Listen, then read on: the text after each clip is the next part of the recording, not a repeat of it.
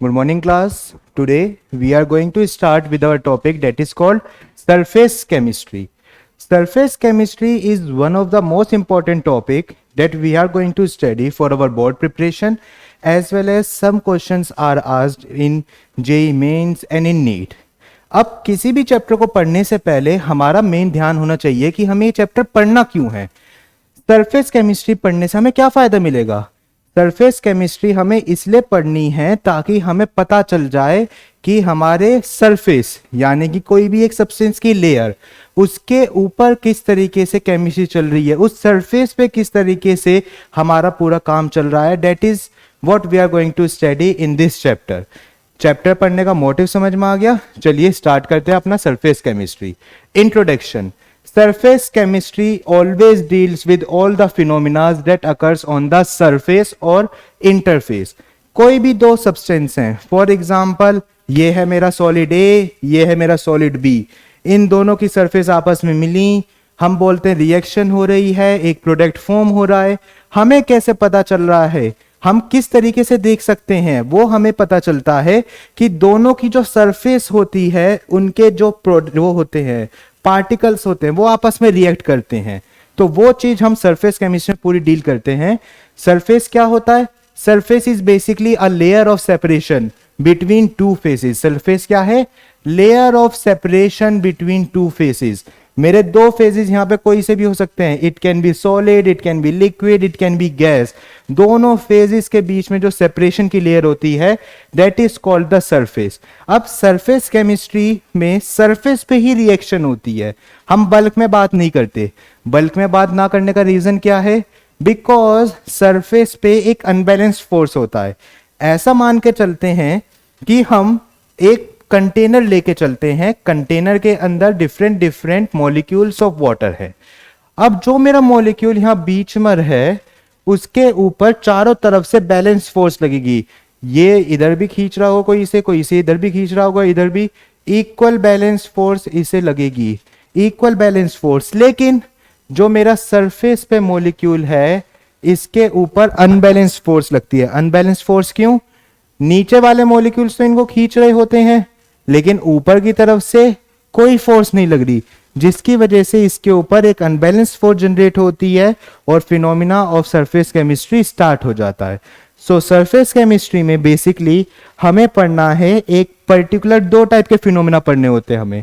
One is adsorption और दूसरे का नाम होता है एब्जॉर्प्शन। एड्सॉर्प्शन के बारे में डिटेल में स्टार्ट करते हैं। What do you mean by adsorption? Adsorption होता क्या है? ऐड, किसी भी चीज को ऐड करना। एब्जॉर्प्शन में होता है एब्जॉर्प्शन, ए बी वाले की बात कर रहा हूं, ध्यान से समझना इन चीजों को। दोनों फिनोमिना नाम से सिमिलर लगते हैं, एब्जॉर्प्शन एड्सॉर्प्शन। एब्जॉर्प्शन में प्रॉपर एब्जॉर्प्शन ऑफ सब्सटेंसेस होता है, जबकि एड्सॉर्प्शन में सिर्फ पहली जो उसकी लेयर होती है उसके ऊपर होता है। फॉर एग्जाम्पल हम मान के चलते हैं कि मेरे पास एक चौक है, a piece of chalk I am having. अब इस चौक को मैंने इंक में डिपॉजिट करा। किसमें? मैंने एक ब्लू इंक में इसको डिपॉजिट करा।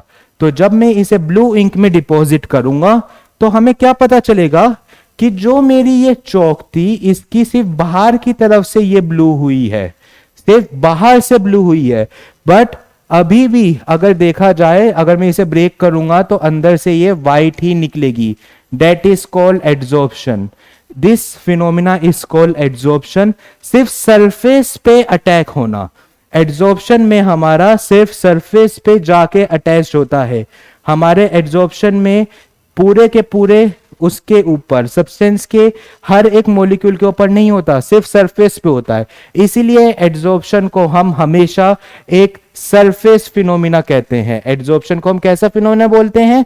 सरफेस फिनोमिना, क्योंकि मेरे पार्टिकल्स, मेरे सब्सटेंस के सिर्फ सरफेस पे एड्सॉर्प्शन हो रहा है। हमारे सब्सटेंस के बिल्कुल भी बल्क में एब्जॉर्प्शन नहीं हो रहा, जबकि एब्जॉर्प्शन हमारा बल्क में होता है। एब्जॉर्प्शन पूरा बल्क में चलता है, एब्जॉर्प्शन बल्क में नहीं होता, एब्जॉर्प्शन पूरा बल्क में होता है। एब्जॉर्प्शन में दो नई टर्म्स के बारे में बात करते हैं। One is adsorbent and other is adsorbate. दो चीजें हैं, adsorbent, bent BENT and adsorbate BATE।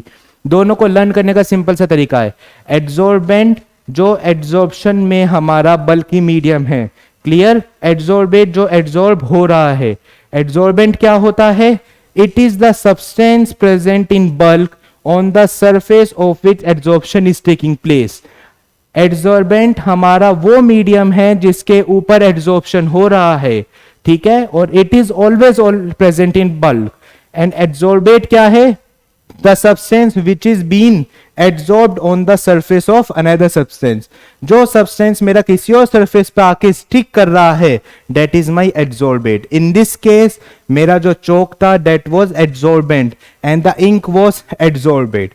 याद रखना, एड्सॉर्प्शन हमेशा हमारा एक सरफेस फिनोमिना होता है, adsorption is all not always a bulk phenomena. Then comes the phenomena of desorption. Desorption क्या होता है, डिसॉर्प्शन के बारे में इतना डिटेल में नहीं पूछा जाता है सीबीएसई में, लेकिन आपको पता होना चाहिए डिसॉर्प्शन एंड एड्सॉर्प्शन में क्या डिफरेंस है। एड्सॉर्प्शन एडी ऐड करना, डिसॉर्प्शन यानी कि हटाना। द फिनोमिना और the process by which we are removing the adsorbate from a substance on which it is adsorbed. The phenomena by which the substance is removed from the adsorbent is called desorption. And then another thing comes enthalpy or heat of adsorption. Enthalpy माने की heat. What is the heat of adsorption? इसको ध्यान से समझिए, जब भी adsorption होता है, हम मान के चलते हैं कोई भी हमारा एक प्रोसेस हो रहा है, उसमें adsorption हो रहा है। एड्सॉर्प्शन होते समय हमेशा हमारी कुछ ना कुछ हीट में चेंज आता है। And always remember adsorption is a exothermic process. Exothermic process कौन सा है, हमने छोटी क्लास में पढ़ा था एक्सोथर्मिक एंड एंडोथर्मिक प्रोसेस के बारे में। एंडोथर्मिक प्रोसेस वो होते हैं जिसमें हम हीट एनर्जी सप्लाई कर रहे होते हैं, हीट एनर्जी हमारी बाहर नहीं निकलती, सिस्टम को मैं प्रोवाइड कर रहा हूं। थर्मोडायनेमिक्स में आपने पढ़ा होगा सिस्टम नाम की चीज को। सिस्टम मींस जिसके ऊपर मैं पूरा पूरा अपनी रिएक्शन देख रहा हूं, रिएक्शन कर रहा हूं। तो उस सिस्टम में अगर मेरी हीट जा रही है, गेन हो रही है, तो उसको एंडोथर्मिक बोलते हैं, मैं हीट सप्लाई कर रहा हूं। एंडोथर्मिक और एक्सोथर्मिक कौन सी होती है, जिसमें हीट बाहर निकल रही होती है, that is called the exothermic reaction. So always remember that our adsorption is always a exothermic reaction. Absorption is always a exothermic reaction. That is called, जितना भी चेंज आता है रिएक्शन की हीट में, that is called enthalpy or heat of adsorption. Coming to the next slide. The next slide is for about absorption. Absorption में हमने detail में, मैंने स्टार्टिंग में ही बता दिया था, absorption यानी कि एब्जॉर्प्शन में पूरा पूरा हमारा जो, ऐसे मान के चलिए हमने वहां पे एग्जांपल लिया था कि एक इंक है। अब सेम मान के चलिए कि ये मेरा एक कंटेनर है जिसके अंदर मेरा वाटर प्रेजेंट है, और इस वाटर में मैं थोड़ी बहुत 2 to 3 drops of ink add कर रहा हूं, तो ये जो होगा that's phenomena is called absorption. अब मेरी इंक सिर्फ लेयर के ऊपर नहीं रहेगी, मेरी इंक पूरी बल्क में जाके मिक्स हो जाएगी। मैं नहीं कर सकता डिफरेंशिएट कि मेरी इंक सबसे ऊपर है, नीचे है, या फिर सबसे नीचे है, नहीं, मेरी इंक पूरी के पूरे वाटर मॉलिक्यूल के अंदर, पूरे के पूरे कंटेनर के अंदर इक्वली डिस्ट्रीब्यूट हो जाएगी। जबकि एड्सॉर्प्शन में क्या था, एड्सॉर्प्शन में सिर्फ लेयर के ऊपर थी। Adsorption is always a surface phenomena, जबकि absorption is a bulk phenomena. याद रखेंगे, absorption is a bulk phenomena. Absorption में आप नहीं बता सकते हैं कि वो लेयर के ऊपर है मैक्सिमम है, या फिर मिडिल पार्ट में मैक्सिमम है, या फिर लोअर पार्ट में मैक्सिमम है। Absorption is a bulk phenomena and where as adsorption is a surface phenomena. इसके बाद हम इसके बारे में बात कर लेते हैं कि हमारी जो कंसंट्रेशन है, कोई बच्चा पूछना चाहे कि सर कंसंट्रेशन, मान लीजिए मैंने इंक डाली तो थोड़े टाइम बाद में देख रहा हूं तो कंसंट्रेशन मैक्सिमम कहां होगी। कंसंट्रेशन मैक्सिमम नहीं होगी एब्जॉर्प्शन या एड्सॉर्प्शन में, कंसंट्रेशन सेम रहेगी, क्योंकि concentration is uniform through out the bulk of solution. जितना भी मेरा सॉल्यूशन होगा उसमें सारी की सारी कंसंट्रेशन यूनिफॉर्म रहेगी। अब एक छोटा सा डिफाइन द फॉलोइंग पेपर में कई बार पूछ लिया जाता है कि what is sorption, SOR, sorption.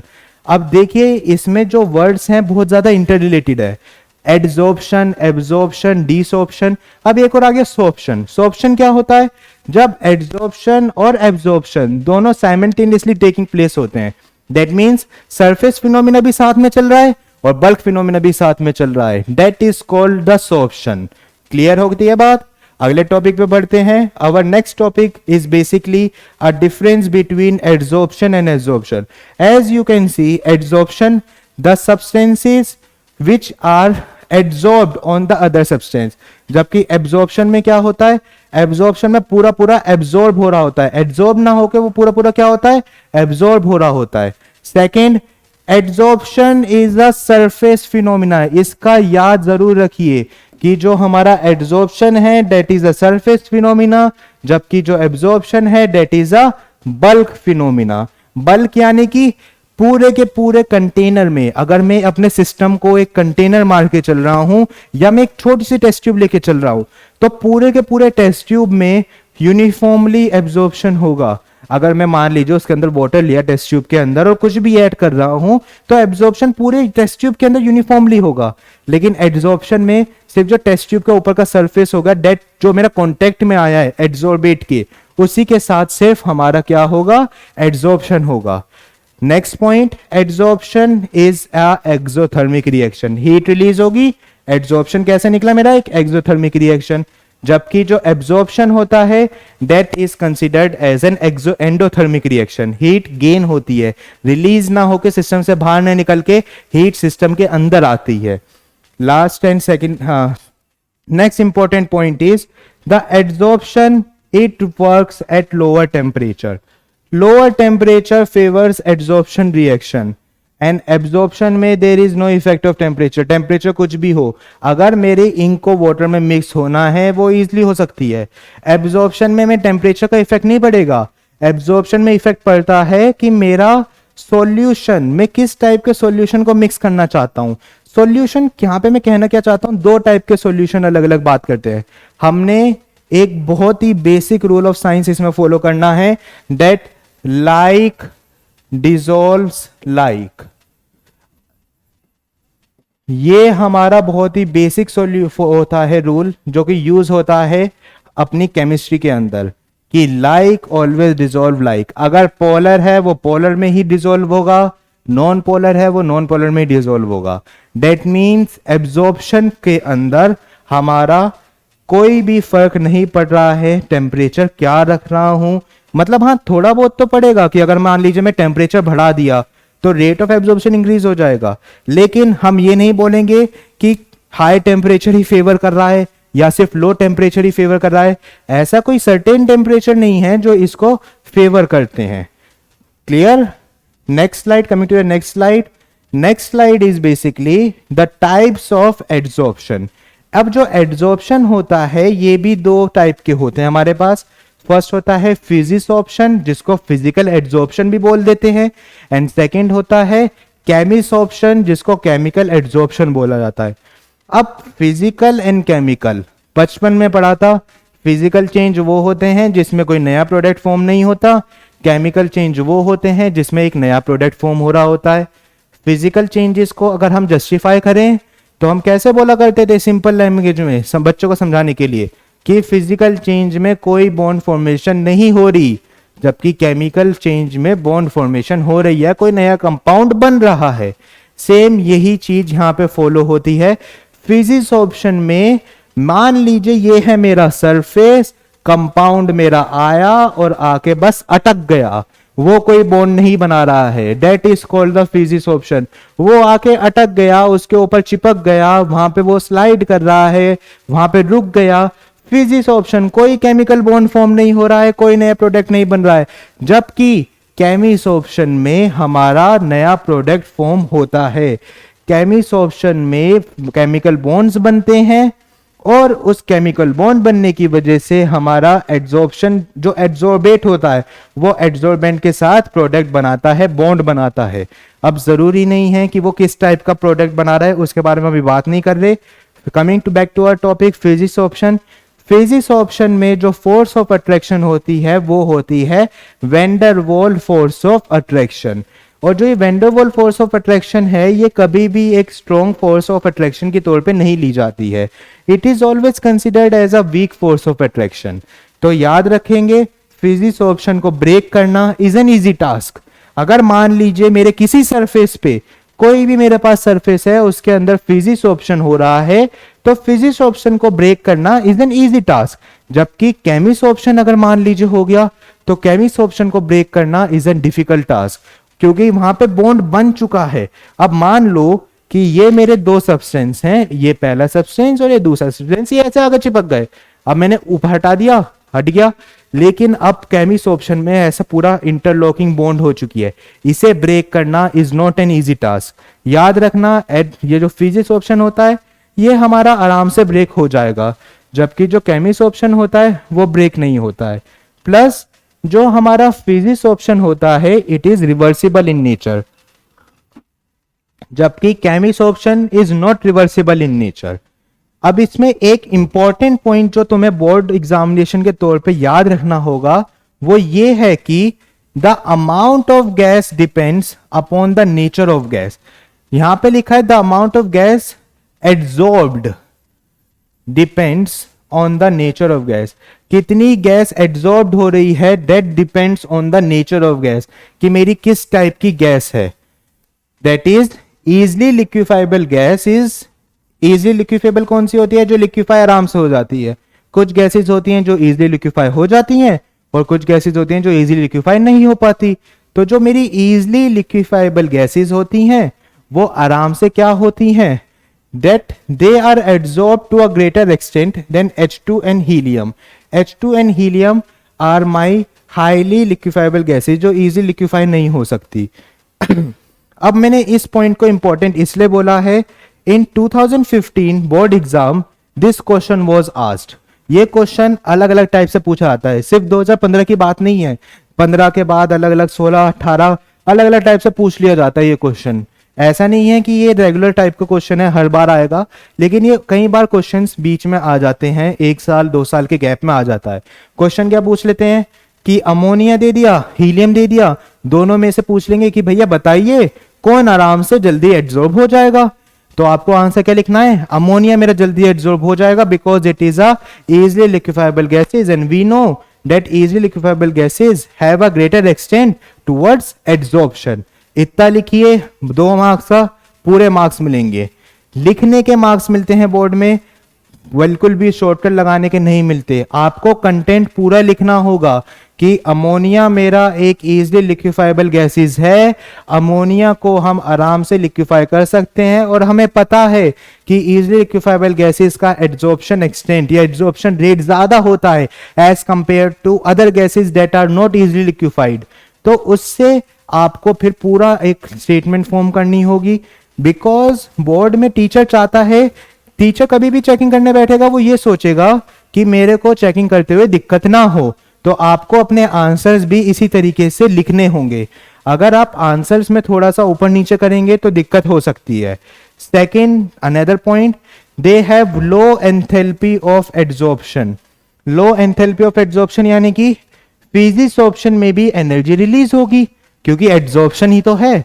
Adsorption में हमारे पढ़ा कि एक्सोथर्मिक एनर्जी रिलीज होगी, फिजिक्स ऑप्शन में भी एनर्जी रिलीज हो रही है, लेकिन जो इनकी एनर्जी है that is low, 20 to 40 kilo joule रफली इतना चलता है।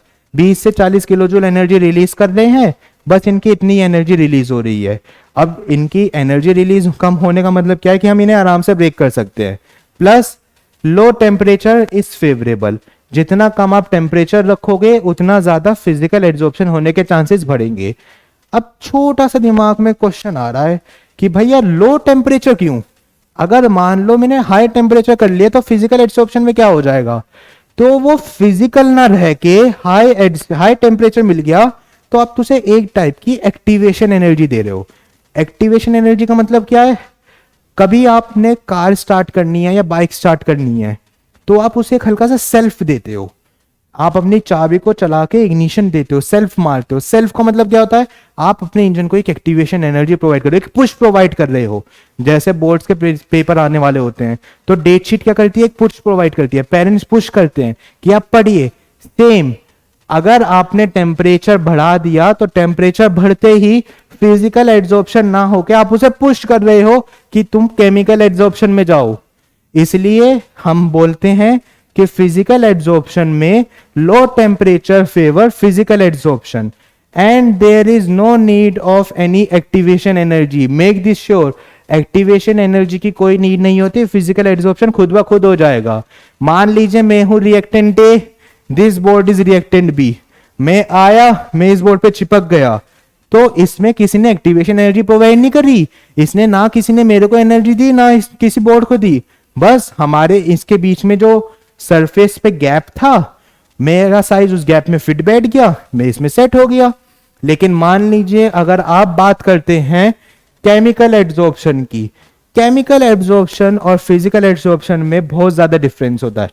अच्छा, पीछे एक पॉइंट रह गया था, जो अपना फिजिकल एड्सॉर्प्शन है it is less specific, low specific in nature. अब स्पेसिफिक का मतलब आप इसको चूजी से समझिए, इसको कोई भी सरफेस मिल जाएगा, फिजिकल एड्सॉर्प्शन होने के चांसेस होते हैं।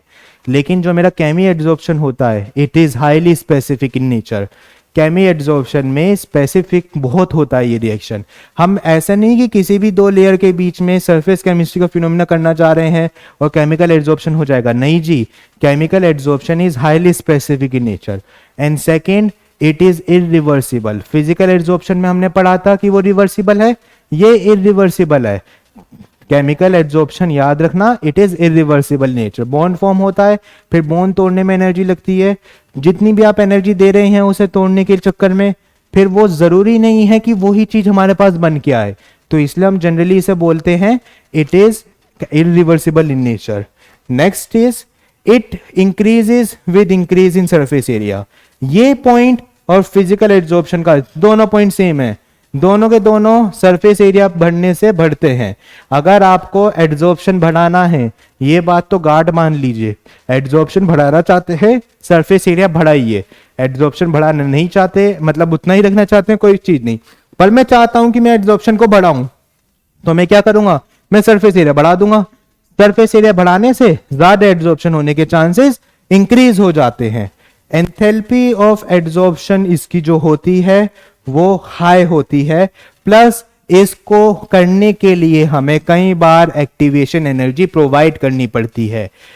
केमिकल एड्सॉर्प्शन या केमिसॉर्प्शन में एक्टिवेशन एनर्जी प्रोवाइड करनी पड़ती है, केमिसॉर्प्शन खुद ब खुद नहीं हो जाता। अगर मान लीजिए मैं आयरन को लेके आया, मेरे को आयरन की रिएक्शन करवानी है, तो आयरन प्लस प्रोडक्ट ए को अगर मैं रिएक्टेंट ए को मैं रखूं अपने बाउल में, तो वो रिएक्ट नहीं करेगा।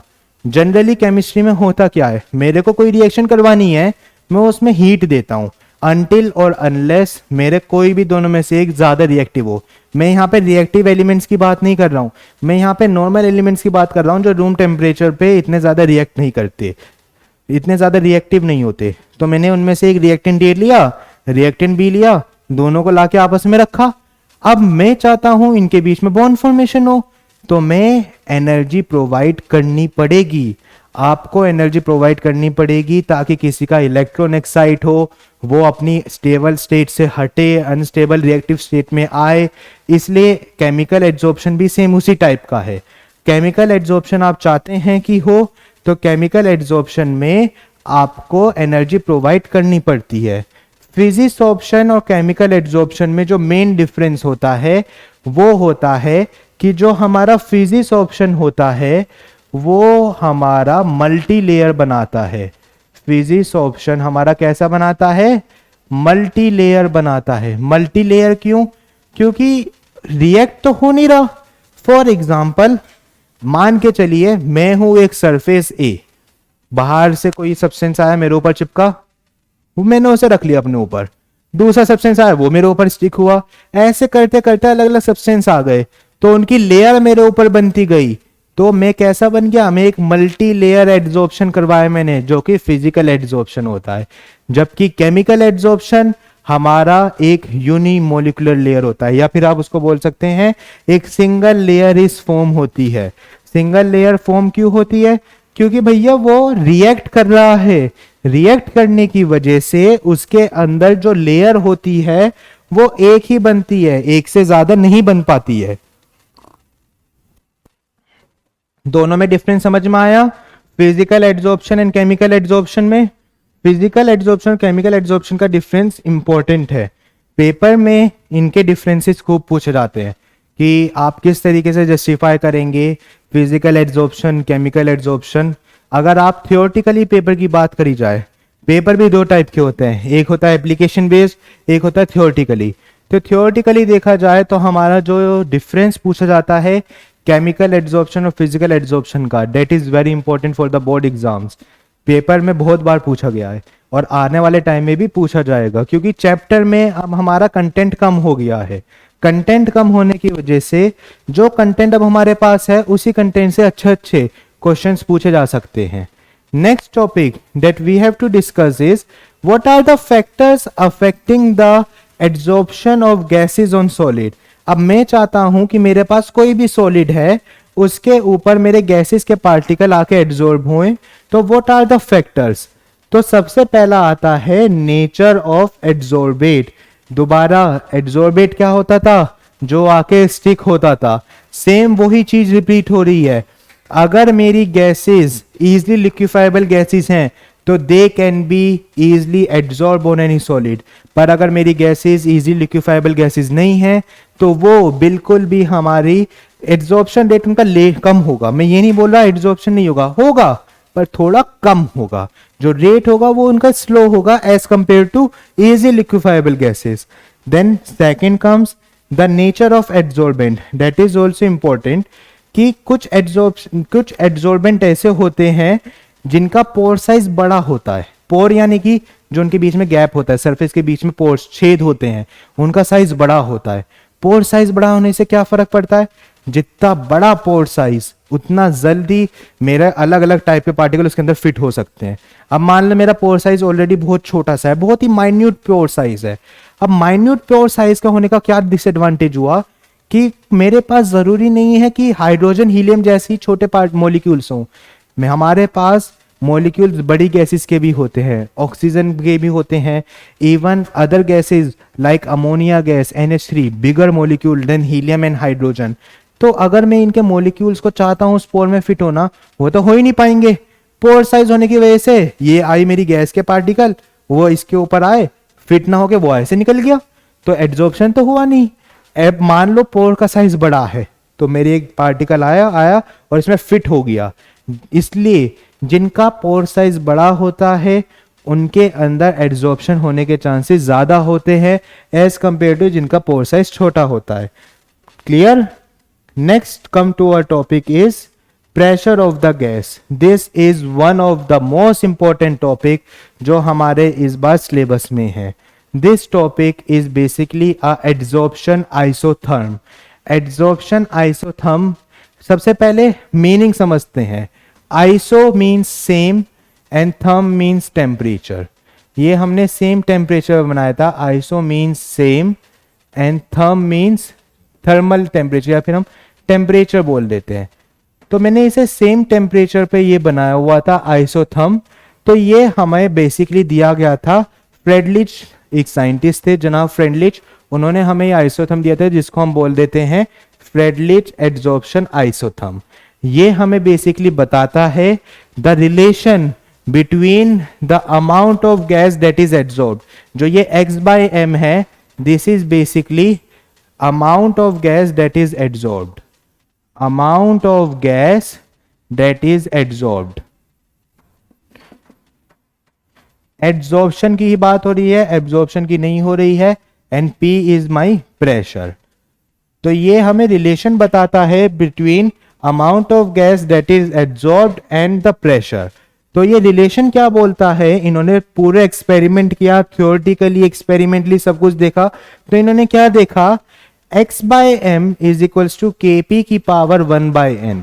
दिस इज पावर, रिलेशन आया x/m is equals to kp की पावर 1/n।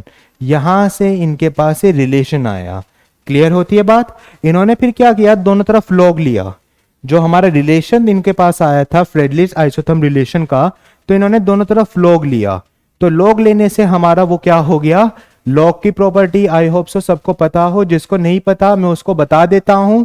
अगर आप दोनों तरफ लॉग लेते हैं तो लॉग में हमारा मल्टीप्लाई वाला जो भी पावर में है वो आगे आ जाता है। तो ये हो जाएगा Kp, this is my log and log Kp की पावर 1/n। वहां से log लेके फिर इन्होंने इसे सॉल्व करा, तो ये क्या हो जाएगा, ये हो जाएगा log s/m is equals to 1/n log k plus 1/n log p।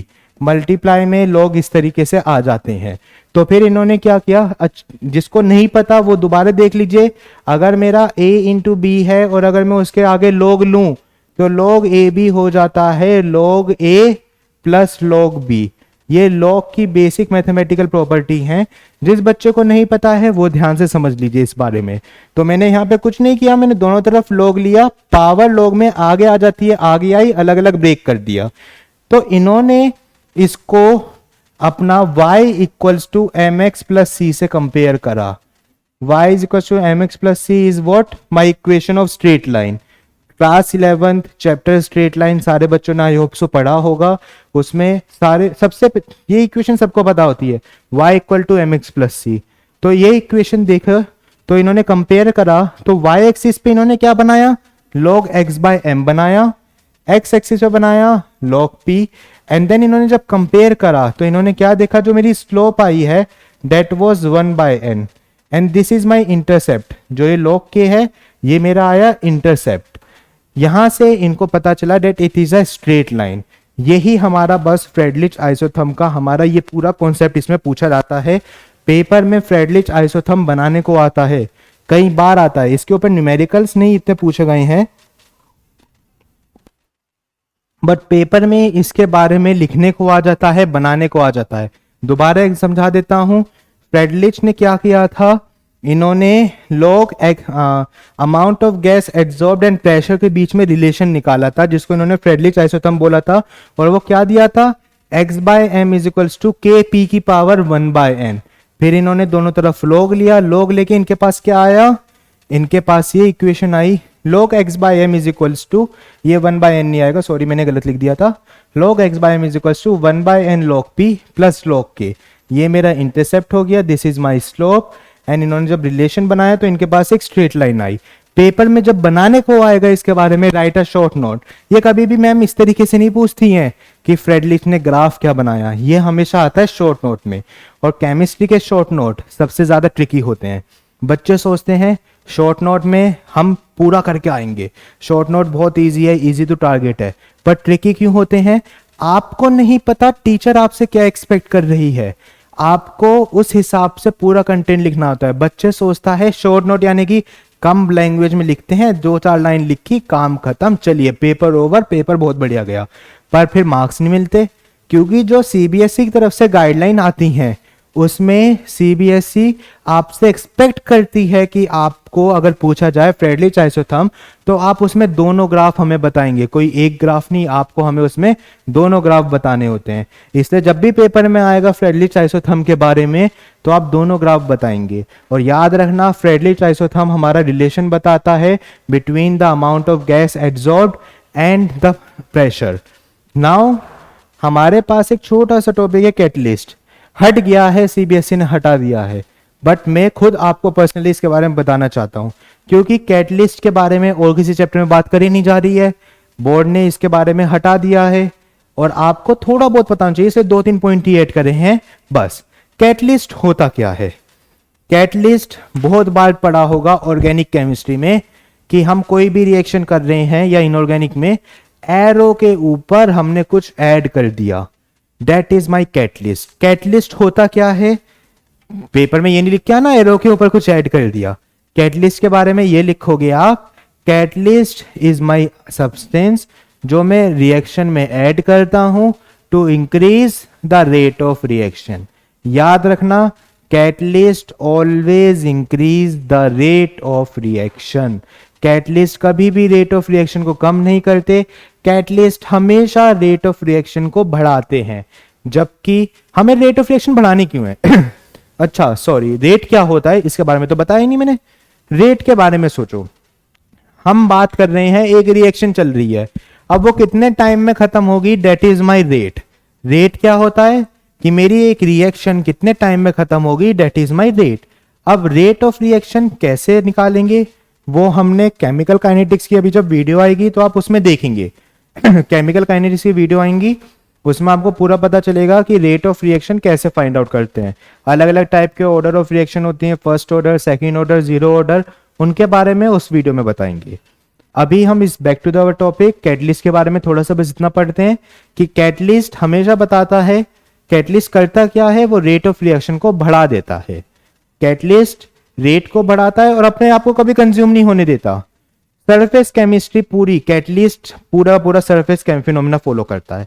वो करता क्या है, वो रिएक्शन को सरफेस प्रोवाइड करता है।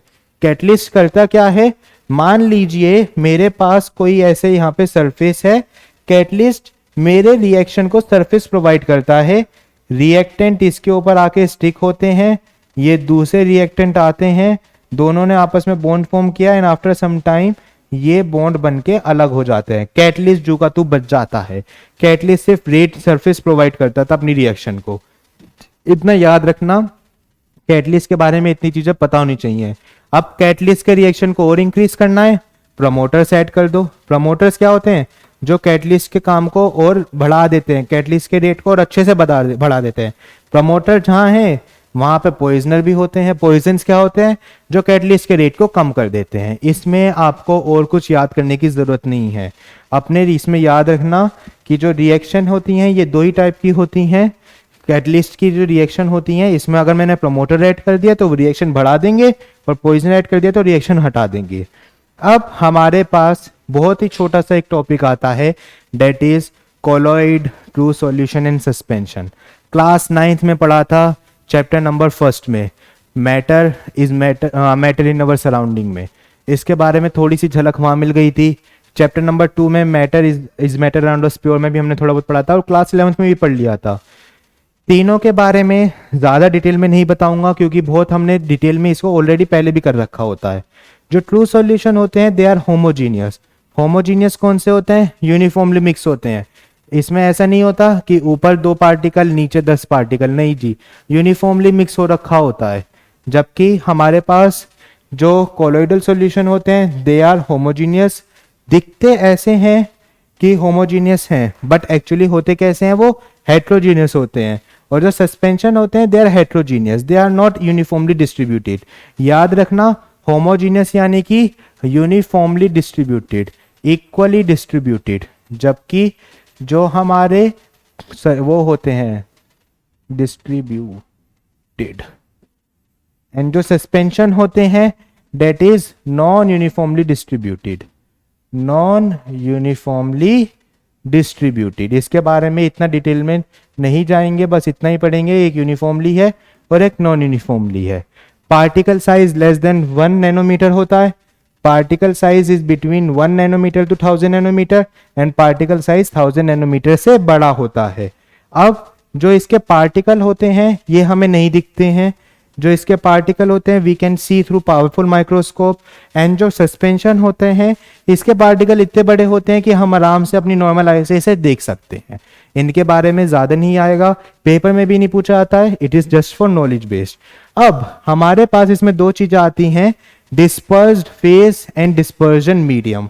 डिस्पर्स्ड फेज वो होता है जो हम ऐड कर रहे हैं और डिस्पर्जन मीडियम वो होता है जिसमें ऐड करते हैं। जैसे हमने एड्सॉर्प्शन एंड एड्सॉर्बेट पढ़ा था ना, एड्सॉर्बेंट एंड एड्सॉर्बेट, सेम यहाँ पे वही बात आती है।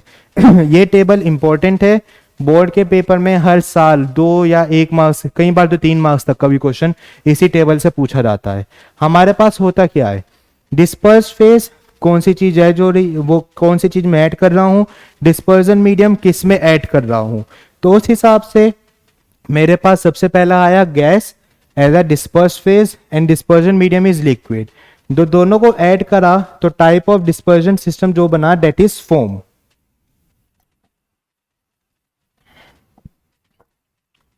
जो हमारे पास टाइप ऑफ डिस्पर्जन सिस्टम आया, गैस को लिक्विड में ऐड करा तो जो डिस्पर्जन सिस्टम आया that is our foam. Foam के यहाँ पे एग्जांपल है, सबसे अच्छा है एग्जांपल विप्ड क्रीम, ठीक है, जो हम केक के ऊपर लगाते हैं, पेस्ट्री के ऊपर विप्ड क्रीम वो। सेकंड आता है हमारे पास गैस में सॉलिड, तो हमारे पास क्या आता है सॉलिड फोम। इसका एग्जांपल है ब्रेड, फोम, लावा, स्लैग, कोई भी याद कर लीजिए। लिक्विड, लिक्विड गैस हमारे पास एग्जांपल आता है aerosol, fog, cloud, spray. Liquid liquid emulsion, liquid solid solid emulsion, solid gas aerosol, solid liquid suspension, and इसको सोल भी बोला जाता है, solid sol, and then solid solid solid sol. Paper में आपको क्या याद करना होगा, इसमें आपको याद करना होगा सबसे पहले कि टाइप्स ऑफ डिस्पर्जन सिस्टम क्या होंगे। हर एक मतलब पेपर में पूछ लिया जाएगा कि भाई बताइए फॉर्म किससे मिलकर बना, तो आपको बताना पड़ेगा गैस और लिक्विड, दोनों में से डिस्पर्जन मीडियम कौन है, डिस्पर्जन फेस कौन है, आपको बताना पड़ेगा, और इनके एग्जाम्पल। इसमें ये इंपॉर्टेंट है पेपर में, सीबीएसई के पिछले 2 साल के पेपर उठा के देख लीजिए। अभी तो कोविड की वजह से हुआ नहीं था पिछले साल, उससे पहले के पेपर उठा के देख लीजिए। जितने भी पेपर हुए हैं मोस्टली पेपर में हर एक क्वेश्चन इसी टाइप का आया है। 1 मार्क्स का, 2 मार्क्स का पूछा गया है, 1 मार्कर और 2 मार्कर में बहुत बार पूछा गया है, और अभी भी इसके चांसेस हैं आने के। Even in CBSE sample paper जो अभी सीबीएसई ने निकाला उसमें भी इसके क्वेश्चन थे। नेक्स्ट आते हैं, next topic is classification of colloid on the basis of nature of interaction, कि हमारे पास डिस्पर्स फेज और डिस्पर्जन मीडियम में किस तरीके से की इंटरेक्शन हो रही है, उस बेसिस पे मेरे पास कौन कौन से कोलॉइड्स आते हैं उसकी बात कर लेते हैं। One is lyophobic and other is lyophilic. अच्छा, ये फोबिक वर्ड से आपको अच्छा याद रहेगा, हमें इलेक्ट्रोफाइल और न्यूक्लियोफाइल पढ़ा था। File means loving and phobic means जो डरता है। तो लायो यहाँ पे मेरा है लिक्विड, तो लायोफोबिक मेरे वो सोल होते हैं जो लिक्विड से डरते हैं, और लायोफिलिक मतलब लिक्विड लविंग होते हैं। इनमें बेसिक डिफरेंस लर्न करने का हमारे पास सबसे पहले यही होता है। लायोफोबिक जो होते हैं ये लिक्विड हीटिंग होते हैं। These colloids are liquid hating in nature, whereas lyophilic are liquid loving in nature. याद रखना, phobic means hate करना, दूर जाना, and loving means प्यार करना, पास आना। जैसे हमने उसमें पढ़ा था ना इलेक्ट्रोफाइल एंड न्यूक्लियोफाइल में, कि इलेक्ट्रोफाइल कौन सा होता था, जो इलेक्ट्रॉन लविंग होता था, न्यूक्लियोफाइल न्यूक्लियस लविंग। वैसे ही लायोफिलिक जो भाई लिक्विड के पास जाना चाहता है, लिक्विड के पास होना चाहता है। लायोफोबिक जो लिक्विड से दूर जाना चाहता है, लिक्विड के पास नहीं जाना चाहता। जो ये लायोफोबिक सॉल्यूशन होते हैं they are not soluble. Lyophobic हमारे स्टेबल नहीं होते हैं, जबकि जो लायोफिलिक होते हैं they are stable. Lyophilic stable ज्यादा माने जाते हैं और होते भी हैं, लायोफोबिक स्टेबल नहीं होते। स्टेबल क्यों नहीं होते, किसी भी लिक्विड के साथ जाने रहना नहीं चाहते, लिक्विड देखती भागना चाहते हैं, एक दूसरे दूर भागते हैं, अनस्टेबल रहते हैं। लायोफिलिक भैया ये आराम से स्टेबल रहता है। पेपर में ये चीज पूछी जाती है कि आप लायोफोबिक को स्टेबल कैसे बनाएंगे, तो एक तरीका है उसमें लायोफिलिक ऐड कर दो।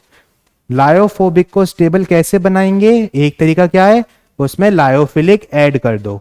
लायोफोबिक के चारों तरफ लायोफिलिक आएगा, लायोफिलिक ऑलरेडी स्टेबल है तो वो लायोफोबिक को भी स्टेबल रखेगा।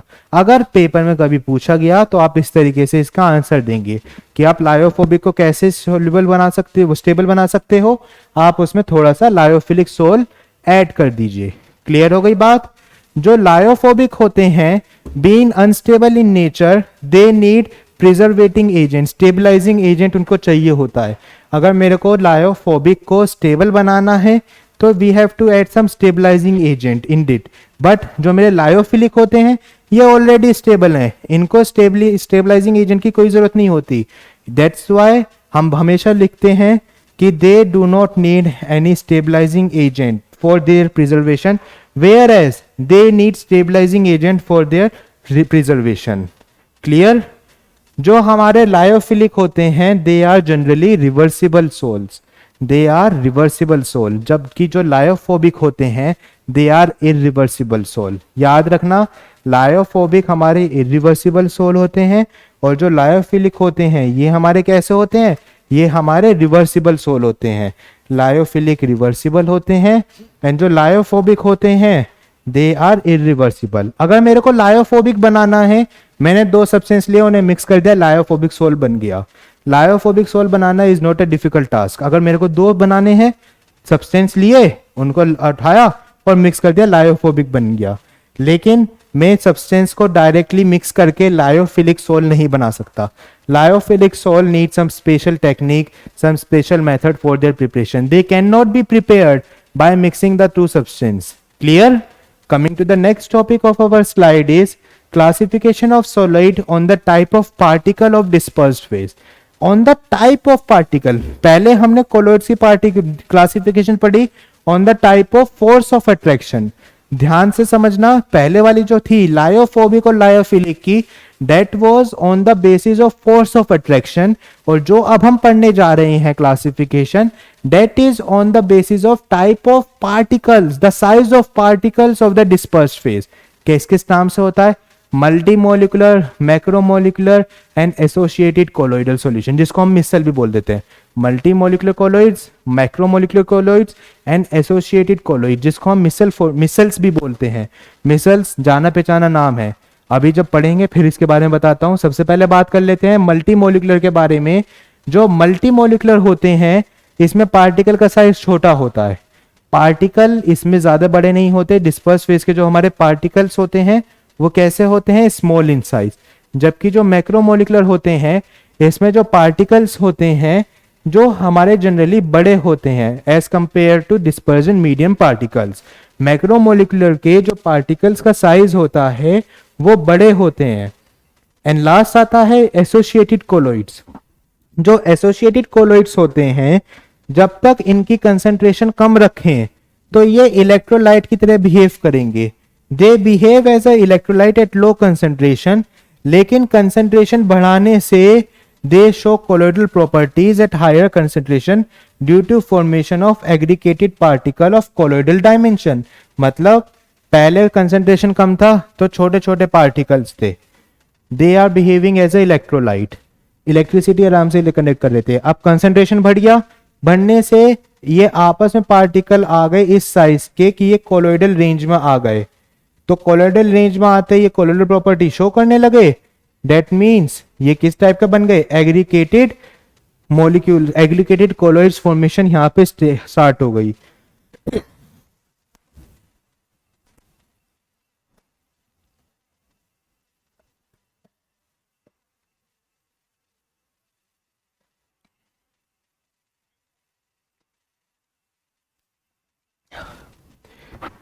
याद रखना मल्टीमोलिकुलर में जो साइज होता है वो छोटा होता है, मैक्रोमोलिकुलर में जो साइज होता है वो बड़ा होता है, और जो एसोसिएटेड होते हैं इनिशियली उनका साइज इतना बड़ा नहीं होता, बट आफ्टर सम टाइम जब उसकी कंसेंट्रेशन बढ़ा दोगे तो साइज उनका बढ़ जाता है.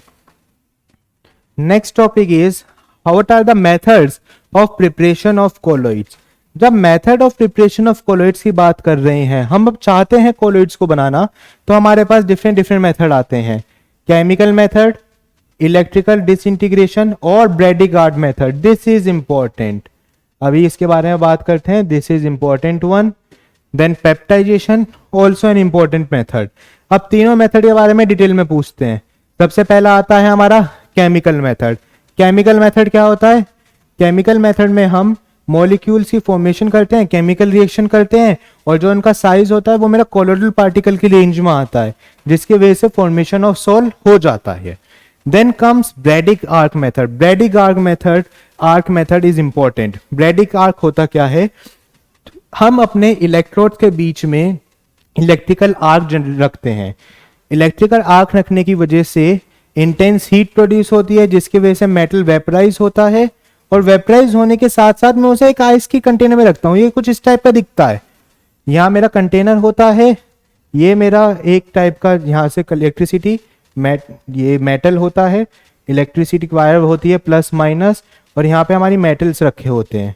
तो जब ये कंडेंस इलेक्ट्रिसिटी पास करते हैं due to heating effect of electric current, ये मेल्ट होने स्टार्ट हो जाते हैं. मेल्ट होते होते ही इसके बाहर हम रखते हैं आइस.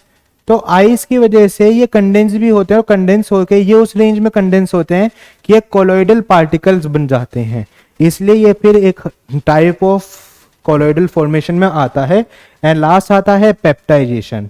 पेप्टाइजेशन होता क्या है? मेरे पास कोई भी प्रेसिपिटेट है. प्रेसिपिटेट होता क्या है? हमने प्रेसिपिटेशन रिएक्शन क्लास 10th में पढ़ी थी. टाइप ऑफ रिएक्शन में कोई भी प्रेसिपिटेट रिएक्शन हमने डिटेल में पढ़ा था. तो होता क्या है कि हमारे पास प्रेसिपिटेट आया, हमने कोई दो सब्सटेंस को मिक्स करा और मिक्स करने पे हमारे पास रिएक्शन फॉर्म हुई जिसके अंदर A प्लस बी रिएक्ट हुए, कोई सोल्यूशन में बच गया और दूसरा सोल्यूशन में स्टेबल हो गया, नीचे की तरफ बन गया। That is called precipitate reaction.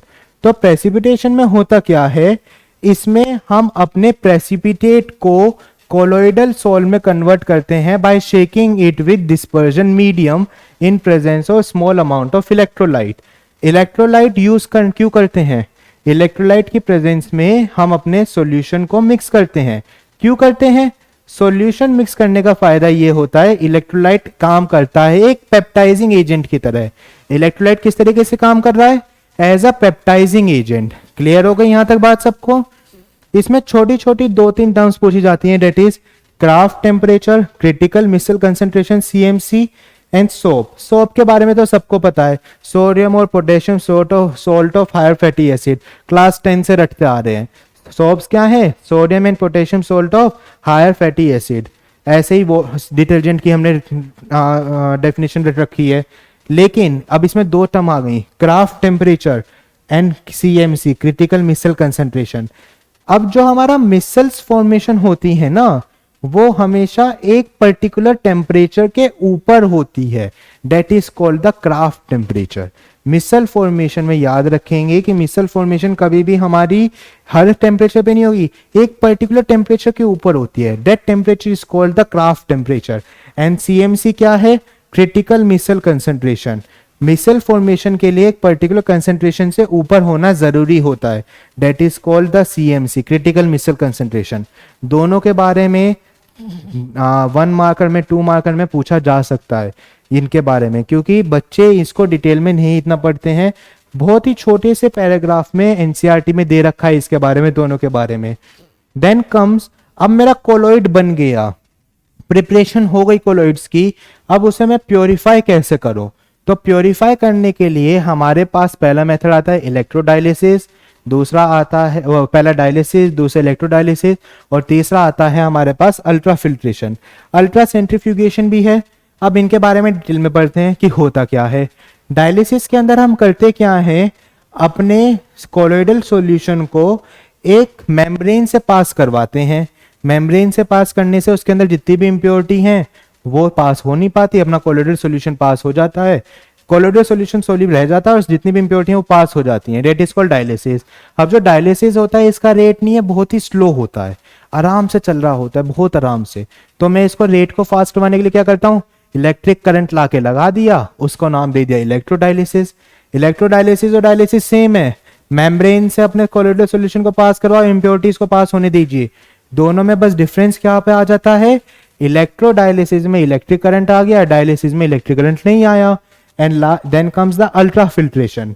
Ultra filtration होता क्या है, हम अपने कोलोइडल सॉल्यूशन को एक स्पेशलाइज्ड मेड फिल्टर पेपर से पास करवाते हैं। उस फिल्टर पेपर से पास करवाने से फायदा ये होता है, फिल्टर पेपर भी नॉर्मली हमारे पास जो हम केमिस्ट्री लैब में यूज करते हैं उसके पार्टिकल के आराम से पास हो जाते हैं उसके थ्रू, क्योंकि उसका जो पोर साइज होता है वो बड़ा होता है। जो स्पेशलाइज्ड फिल्टर पेपर होते हैं जो हम केमिस्ट्री लैब में यूज करते हैं, जो स्कूल में यूज नहीं कर रहे वो तो नॉर्मल है, जो हम दिल्ली यूनिवर्सिटी या फिर कोई और सी यूनिवर्सिटीज के अंदर हम लैब के अंदर यूज करते हैं वो होते हैं स्पेशलाइज्ड फिल्टर पेपर।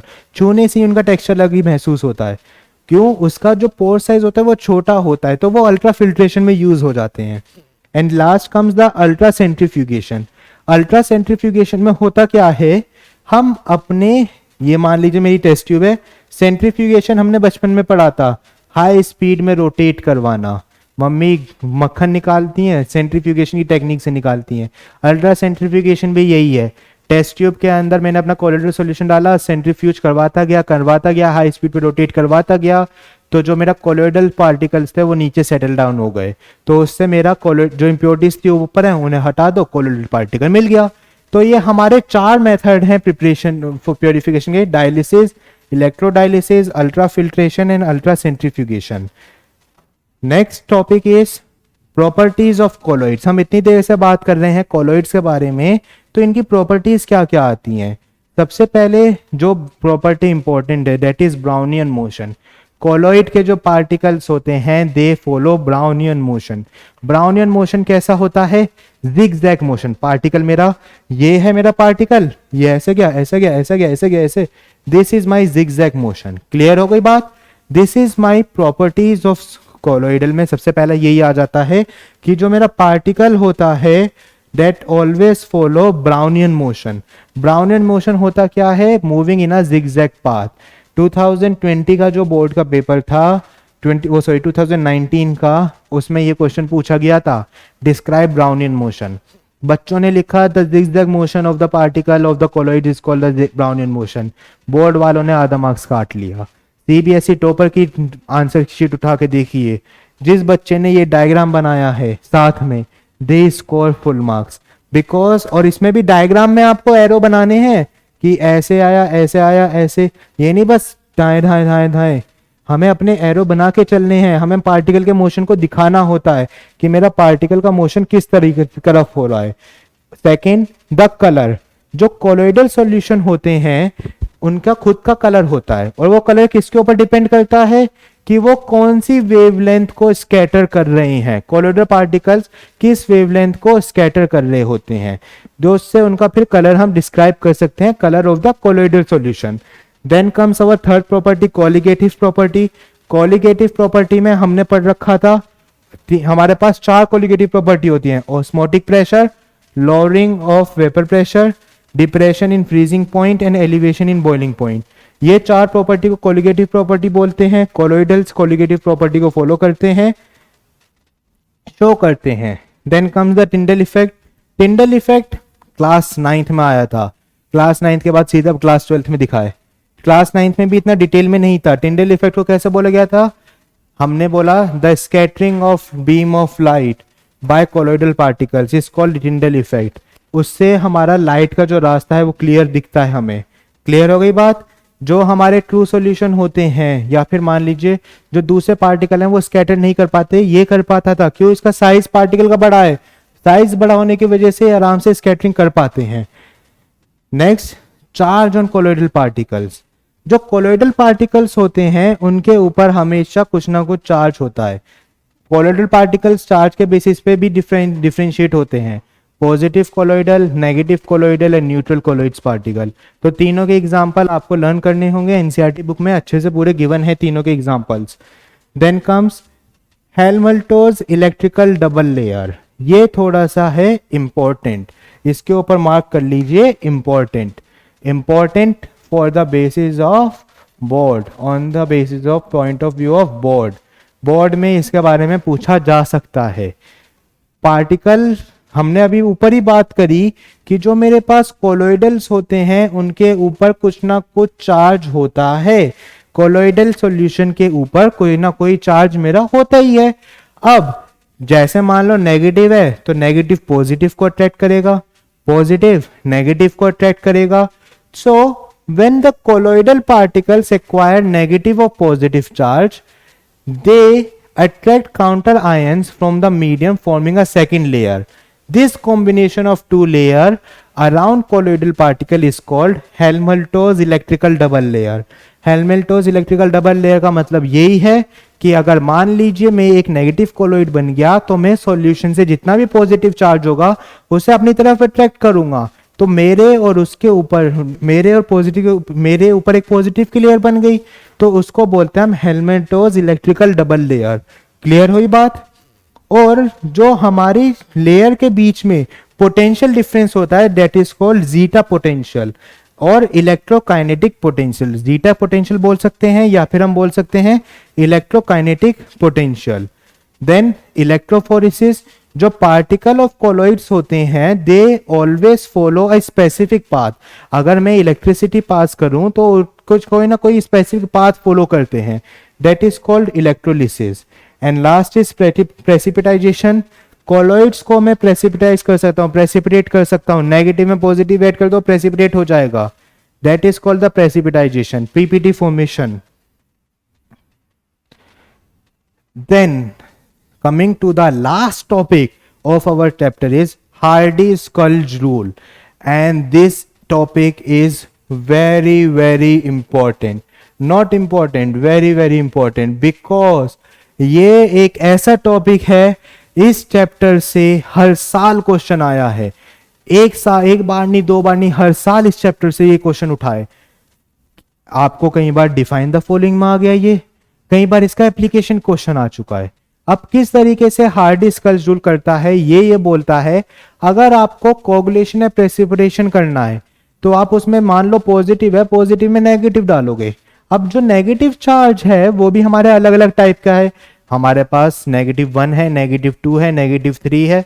जैसे मेरे पास मान लीजिए O2 माइनस हो गया, ऑक्सीजन के ऊपर 2 माइनस, या PO4 3 माइनस, CN माइनस, हम कौन सा लेंगे? या फिर मान लो पॉजिटिव भी आ गए, Al3 plus, Mg2 plus, Na plus, तो मैं कौन सा लूंगा? तो हार्डी-स्कल्स रूल कहता है अगर आपको कोगुलेशन करवाना है किसी भी पार्टिकल का तो आप वो अपोजिट पार्टिकल लीजिए जिसके ऊपर सबसे मैक्सिमम चार्ज हो। हार्डी-स्कल्स रूल बड़े ही सिंपल लैंग्वेज में कह रहा है for coagulation you have to take the particle जिसके अंदर मैक्सिमम चार्ज हो। याद रखेंगे, अगर मान लीजिए मेरे को करना है coagulation of a negative colloidal solution और पेपर में पूछा गया कि आपके पास Al3 प्लस है, Mg2 प्लस है और Na प्लस है, तो आप किसका लोगे? आप Al3 प्लस को लोगे। Al3 प्लस में हमारे पास सबसे बेटर ऑप्शन होता है फॉर कोगुलेशन। और अगर इसी का उल्टा आ गया Cn minus, SO4 2 minus and PO4 3 minus for positive colloidal solution, तो आप PO4 3 माइनस को लेंगे।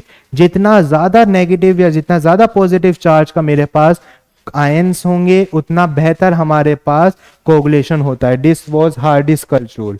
नाउ कमिंग, ये चैप्टर के पूरा थ्योरी थी। Now coming to the last topic, last slide of our PPT, that is some important questions for this chapter. ये कुछ इंपॉर्टेंट क्वेश्चंस हैं जिनके आने के चांसेस इस बार बहुत ज्यादा हैं। पहला क्वेश्चन ये कह रहा है out of case I potassium iodide and K2SO4 potassium sulfate which electrolyte is better for coagulation of positive sol? Hardy-sculls rule देखते ही समझ में आ गया, पॉजिटिव सोल का coagulation, Hardy-sculls rule. Hardy-sculls rule क्या कह रहा था? अभी हमने पीछे ही पढ़ा कि भैया तुम्हें पॉजिटिव का चाहिए तो तुम कौन से नेगेटिव लोगे? जिसमें सबसे ज्यादा पावर है। यहाँ पे एक हो गया I माइनस और एक हो गया SO4 2 माइनस। किसके ऊपर चार्ज ज्यादा है? SO4 के ऊपर, तो मैं ये वाला लूंगा। क्लियर हो गई बात? पेपर में जरूर लिख के आना हार्डी-स्कल्स रूल के अकॉर्डिंगली। वर्ड यूज नहीं करोगे हार्डी-स्कल्स रूल, टीचर को मौका दे दोगे आधा मार्क्स काटने का। नेक्स्ट, ये उस टेबल से आया था, disperse phase and dispersion medium, example of sol and gel. अगला क्वेश्चन है what will happen when persistent dialysis of colloidal solution is carried out? अगर मैं अपने किसी कोलोइडल सॉल्यूशन का परसिस्टेंट मतलब for a long time dialysis चलते जा रहा है, तो क्या फर्क पड़ेगा? डायलिसिस होने से उसके ऊपर हमारा कोगुलेशन अनस्टेबल हो जाएगा, कोलोइडल सॉल्यूशन अनस्टेबल हो जाएगा, क्योंकि जो उसके अंदर मैंने इलेक्ट्रोलाइट डाला था फॉर स्टेबलाइजिंग एजेंट की तरह जो काम कर रहा था, वो परसिस्टेंट डायलिसिस की वजह से वो इलेक्ट्रोलाइट का अमाउंट कम होता रहेगा and after a long persistent dialysis, after a long dialysis, electrolyte खत्म, कोलोइडल सॉल्यूशन अनस्टेबल। प्योरिफिकेशन करने की जगह मैंने कोलोइडल को खत्म ही कर दिया। हमें कोलोइडल को खत्म नहीं करना, हमें प्योरिफिकेशन करना है, इसलिए परसिस्टेंट डायलिसिस नहीं करते। और डायलिसिस भी हम प्रेफरेबल नहीं करते, हम करते हैं electrodialysis. Coming to our next question. Next question is what happens when a freshly prepared precipitate of FeOH whole thrice is shaken with small amount of ferric chloride solution? अगर मैं FeOH whole thrice को अब freshly prepared FeCl3 के साथ shake करता हूं तो क्या होता है? कुछ नहीं होता, ध्यान से समझना। FeCl3 बेक हो जाएगा Fe3 प्लस 3Cl माइनस में, और ये Fe3 प्लस इसके ऊपर आके अटैक करता है तो ये बन जाता है FeOH3.x Fe3 plus. Basically formation of positive colloid हो रहा है, पॉजिटिव सोल का फॉर्मेशन होता है। क्वेश्चन इंपॉर्टेंट इसलिए है क्योंकि इस टाइप के बारे में बिल्कुल भी एनसीईआरटी के अंदर कुछ बात नहीं करी गई है, प्लस 2015 या फिर 18 में ये क्वेश्चन मैंने देखा था, रिपीट हुआ था, इसलिए रिपीट होने के चांसेस आते हैं, इसलिए क्वेश्चन इंपॉर्टेंट है। And last is give reason why alum can be used to purify water. Alum क्यों यूज करना है? Alum is a good, alum यानी कि फिटकरी, alum is a good adsorbent, वो आराम से जितनी भी इम्प्योरिटी है उसे एड्जॉर्ब कर लेगा। एड्जॉर्प्शन के और भी एप्लीकेशंस हैं। हम अपने फेस मास्क जो होता है चारकोल फेस मास्क, उसमें चारकोल यूज करते हैं। चारकोल हमारा बहुत ही अच्छा है, एक एड्जॉर्बेंट माना जाता है, इम्प्योरिटीज को एड्जॉर्ब कर लेता है। उसके साथ साथ सिलिका जेल हम मॉइस्चर को एड्जॉर्ब करने के लिए यूज करते हैं। केमिस्ट्री लैब में मेरे को पूरा अच्छे से एक्सपेरिमेंट का नाम याद नहीं है उसका, हमने जब एक्सपेरिमेंट कर रहे थे तो हमने कंटेनर लिया था जिसके अंदर हमने बहुत सारा सिलिका जेल रखा था। टीचर से पूछा प्रोफेसर से, सर सिलिका जेल क्यों रखा है? उन्होंने आराम से बताया कि आपको रिएक्शन ह्यूमिडिटी में नहीं करनी है, हम चाहते हैं कि उसके अंदर बिल्कुल भी मॉइस्चर ना हो, इसलिए हमने सिलिका जेल रखा है, because it is a good adsorbent. Adsorption and absorption, पूरा चैप्टर इसी दो चीजों पे अटका हुआ है।